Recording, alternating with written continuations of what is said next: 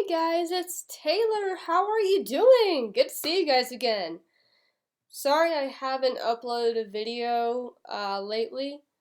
I've been working late and getting home late and I'm exhausted. And now I'm back in Colorado for a couple of days, hence the different background behind me. And I had time to do a video finally, so here it is. And this is a video on color and sort of the do's and the don'ts. These are like little mistakes that I've noticed, and I just want to help you guys see the difference in between, especially really dark colors like black and really bright colors like yellow, white, turquoise, lime green, stuff like that, so you guys can see what the difference is. And I even have NFL uh, team logos pulled up, and we'll look at those together too. So I'm trying to spend like my 50 and 50 in Illustrator, and then my other 50 in the logos. But anyway, so I'm going to go ahead and open Illustrator, and as you can tell over here, I already have Bronco color pulled up, so I'm just going to start with that. So the dark blue with the white in between and the orange isn't so bad. You could even change this up where orange is the dominant color, but you would still have separation between them because of the white. And that works because if you were to take this white away, look at how harsh that is. I mean, it's not the worst, but it's not the greatest either. And with especially Bronco colors, the orange and the blue, you can't like make a lighter orange work because the blue is too dark. And let me show you. I don't know about some of you, but I'm a very visual person. So that's the true orange, as I call it. Here's the other orange. Sorry, that was the stroke, and that's not what I want. So let me change the box. See, that's a yellow orange. The Broncos have orange, but even that doesn't work well, so let's change it back to the orange. But like I said, even with, sort of an off-white in between, not only does it help give some separation between the dark blue and the orange, but it just makes it that much easier for fans to look at, and even their jerseys. And since I already have this nice white pulled up, let me change this box to that same one, and bam, you have Dallas Cowboys colors.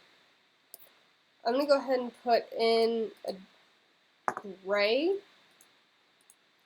And same thing with the Broncos. Like I said, this helps give that extra little bit of contrast between the blue and the white, so that way it's not so bad. And if you can see I don't know how well you can really see my jersey because I don't have the picture of me big, but I have the gray, the blue, and the white, wherever the hell it is. And it works really well together. So just a little like tidbit. And I have this down here if we want another color. So let's do like Western colors, for example. So I'm going to change this to bright red. Or not. Sorry, I did the stroke again. Okay, red. And then we want that color. Wow, that's terrible. Two very bright colors don't go well together. So you want to change, like I'm going to change this red to a bit darker red. I know it didn't change much, but that red makes it a lot easier to see. And then this gray, I'm going to change to a brown. This is the same brown that's down here. And see what a difference that makes? You can even change the blue to something, you know, a little more, well, I guess not with this one, but you can change the blue. You can play with it and just see what you get. Even a teal is pretty. These are more Western colors, in my opinion, sort of a darker blue, but not too dark, brown, and a red. Those go well together. And I compare to this, when you have the two bright colors and the one dark color, it just doesn't work well together, honestly, in my opinion anyway. So yeah, that's just kind of like, eh. And you also have to take into consideration like your background color. And make this bigger and send it backwards. So see how now the red and the blue plays in? If you're gonna like be decorating a house with that color, I would make the brown lighter, not so dark. Well, not with that red, but I think you get the point. You know, like, play with the colors, just see what you get. See, that would work well in a house because you have a nice light background, or lighter background, and you have better colors that will go with it. Okay, that is the darkest red I have. But it just makes things a bit easier. So let's just kind of go through the colors, and I'll give you my opinion. Oh yeah, another popular color combination is, that's a dark blue. There it is. There's the purple. There's the yellow. I'm going to change this to a gray. A little fast. See, that just doesn't work well for me. I don't like yellow, that bright of a yellow in the first place, but that is ridiculous. And when you're doing this for someone else or something in your house, you know, take into consideration how hard it can be on the eyes to look at, because you don't want to damage someone or make them mad because you chose either two really bright colors, like, let's change this to a lime green. And why do I keep doing that? Sorry. I talk with my hands and I don't know when to stop. Sometimes anyway. So see what I mean? Like, yo, you can't even tell that's like a really bright yellow. There. That's a bit better. But see what I mean? Like, the differences between having a dark color in there and then take it away and then you have something really hard in the eyes, that's just not something you want to do. Because either you have too dark of a color or too bright of a color, and if you can't either complement them or find like middle ground, you're going to have trouble. This is why I'm going to show you the NFL logos as well, because they chose colors that do go well together. I'm going to get rid of that because that's actually really bothering me. So I'm going to do like Christmas colors. I'm going to do a green. Come on. A green and a red. See, those two colors could work well together for Christmas colors. But now look what happens when you change that to a bright red. A lot harder to look at, and it just is not your best choice. You know, I don't mind if you use a really dark color and a really bright color together, as long as like the really bright color is like downplayed a lot. But even sometimes that doesn't work because the contrast in colors just doesn't work well. So you'd be better off doing, a darker red and just adding a little bit of that brighter red. And then it's a lot easier. Let me make that bigger for y'all. Yes, I am a Texas girl. And then you can get the brighter red, the darker red, and the darker green, and it looks beautiful. It's really just messing with color and seeing how they work together. And if my info isn't enough, watch like HGTV or find videos about color, or look at color wheel even. Like, there are a bunch of routes to show you what colors go together and which ones don't. Like, we have complementary colors for a reason.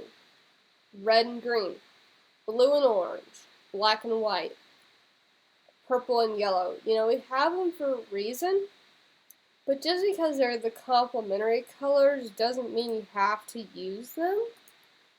So don't think you have to because you don't. That's the fascinating part with color, is you can change it. You can alter this, people, and you can alter it 1,000 times over until you get the correct colors, and you can tell if it's for sure the color that you want to use or not. So I ask you to please do that. So let's just see, what else I have. There was a colors thing I did earlier that looked really nice together. Let me see what it was. I think it was this and this. Yeah, those would go really well together. And you could even do that. Maybe not on something that light. You could mess with background colors too. And you could find a nice one where they would really complement each other. Not pink. I'm just being really stupid now. But even on something like that, you still get the nice complement between the two colors, as well as the main background color, but I'm going to keep that really light for now. So yeah, messing with oh, those are really pretty actually. So see what I mean? Like, generally speaking, you would do purple and yellow, but you can do purple and orange. You can do purple and blue. Like, dude, check that out. Like, that's cool. The blue is maybe a little dark. Sorry, I keep clicking off my artboard. So yeah, even that's better. So you don't always have to stick to traditional colors and what people say should go together. That's nice. Because, you can have fun with this. You can mess with colors and see what works together, what doesn't, change the red, change the pinks, change anything. This is something you can have fun with. I mean, check this out. Like, 2 different shades of green, and they're gorgeous together. I would, see that in a carpet or something. Now, those are fine together. You could really do any of these colors that are side by side, and they would work. Because Illustrator kind of comes that way. So, you can see, these 2 colors together. You have all these shades of green together. You have the shades of blue. They kind of gave you colors preliminary that work together. And so use those to your advantage. I mean, go crazy. Try this bright red. with this pink, purple. What is that, a magenta? That's not too bad. Not something I would do. Wow, talk about my school colors coming back to me, bro. We just had black mixed in. So yeah, totally mess around with colors and just see what you can get. Let me show you what it would look like with the black. If you can believe it, these were my school colors, or my class colors. My school colors were red and white, and then these were, I'm not even kidding, these were my class colors. So, if you do that, please be careful with the neon green. I don't want to see that, like, blaring in your room. So I'm downplay it. But yeah, Adobe Illustrator, any thing like this is going to have colors that kind of very complement each other aside from like the normal. And that's fine. You know, you can use them, but feel free to change them around to see what you get. I mean, I know I've messed with color, and I get some that I didn't think were like possible until you just mess with it. So yeah, really that's all I have in Illustrator-wise.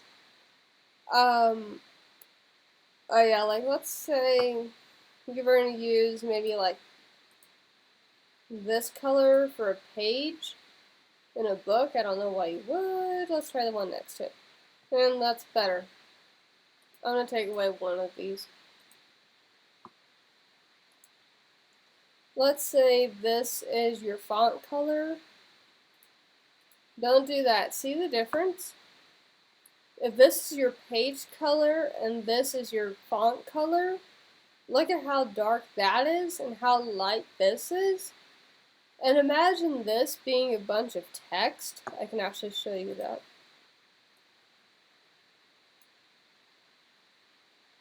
Maybe. I just used filler text, but let me zoom in real fast. So see how the text is this dark black? And look at the background color. You don't give your reader's eyes, here, this is better. You can actually get a better idea. You don't give your reader's eyes a place to rest. It's looking for something. And with having that dark of a color and that light of a page color, you're really just asking for trouble. So let's look at this when we tone it down a little bit. Much better. You have a couple of colors that work better together. And even if you change the page, you can't see that I selected it, but I did. Even if you change the page color to something like that, you know, see? If you choose, like, it's called rich black. It's got a little bit of different colors mixed in with it. It's a much, this is probably like a rich black. Like, it works better, it's easier on the eyes, and it just works well with page colors like this, or the other one I had. So, you know, you can play around with that and just see. You can certainly change, not for a novel, but you can change, really? That was my bad. Like, let's say you were going to put this on a wall or something. Let's say these are lyrics. You can change up the color. You know, if you were to decorate a house and put these in there, you can totally mess with the colors and see, you know, what you would like. But I think, like, the default for inside a house is a darker black.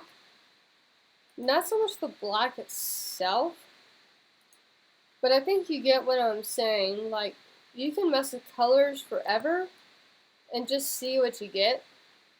And it really does help.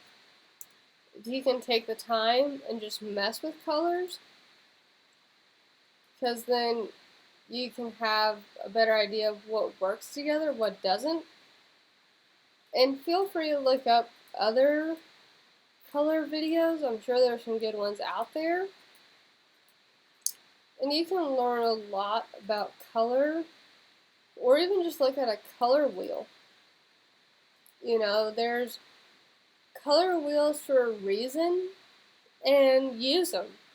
Use them to your advantage. Look and see what complementary colors work together, which secondary and third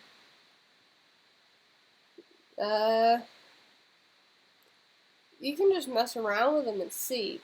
Even if you go to a paint store and get like their little things that flip, you can go through those and see, you know, which colors work together. That's what I did in my room in New Mexico, was we simply we got a bunch of their little color cards, and we just laid colors together, and they were grays and blues. And it ended up something being like this. And it's really pretty, actually.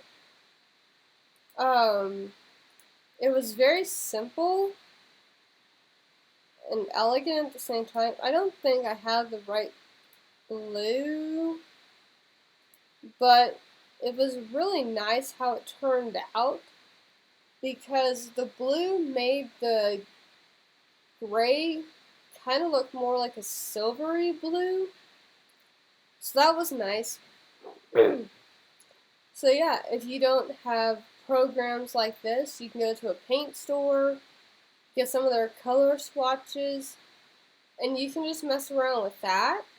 And just the colors you want to look at together, lay them side by side and cover the rest up with like a piece of printer paper folded.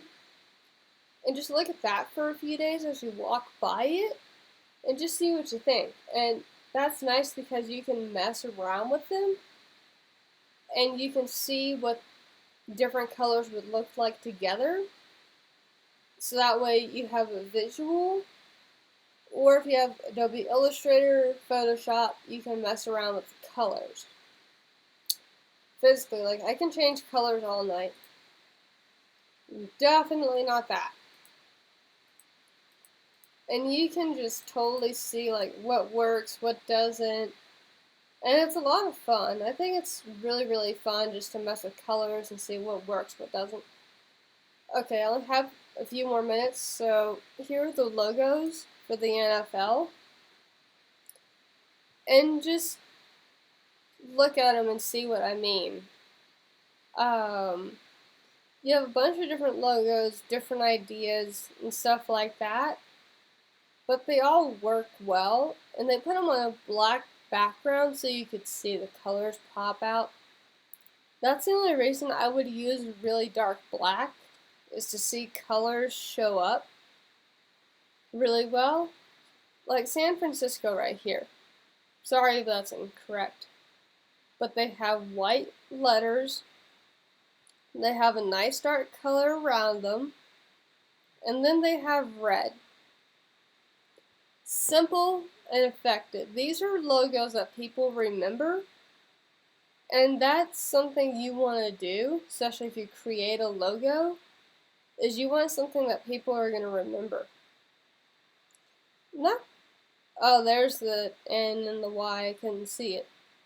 Usually, the N and the Y in New York Jets would be bigger and filled in. Not quite sure why Jets is filled in. I just picked a random one. Like here are the Colts, blue and white. Real simple and nice. Eagles is really nice. And they went a step further, and they did a gradient. So it's going from that white to that gray. Gradients are really effective. Just be careful how you use them, because people do get a little crazy. This I'm not crazy about. I don't have my glasses on, I can tell that there is a little bit of black hiding behind it, and that's fine because you're separating it from the rest of that blue, but just the white outline of this lion would have been fine, but, you know, they didn't ask me. New York Giants, you know, that's nice. That's very pleasing. And see, their white isn't a really bright white, it's an off-white. So see what I mean? Like, look at these three right here that are next to each other. Even the Cowboys, they broke it up well with the blues and the whites, and so did the Broncos. Where did it go? Right here, for the Panthers. The Panther itself is black, but it's got blue for the highlights and the shadows. And that's a very creative way to do it instead of using a darker gray even. So be creative and do something like that, you know. Even if you aren't into any sports, like they aren't your jazz, you don't watch them, you can at least look at the colors of the teams and their logos. And just like these ones, these are mostly NFL. You know, you can get good ideas from these, and you can see how they used colors and how the designer didn't just settle with primaries. Even though you can tell most of these teams used primary colors, but they changed them so they weren't so harsh and they're easy to look at. And if you're going to create a logo, do like they did, make it memorable. Like if there's one logo on there you can remember, I challenge you to remember that logo, and then when you see it again, you'll go, I remember that logo, because they did it simple. It's very simple and effective, and people remember it. Like I can see the Dallas Cowboys or the Denver Bronco logo anywhere, and I automatically know which team it is because they're simple and they're memorable. And I'm going to go ahead and show you my logo that I created. Same thing, real simple, and people would remember it. And it is simply a couple of colors that work well together. Lighter grays, lighter whites, and then the blue outlines my initials. And so I think it's a very simple yet effective logo. And my teacher was actually on me the whole semester.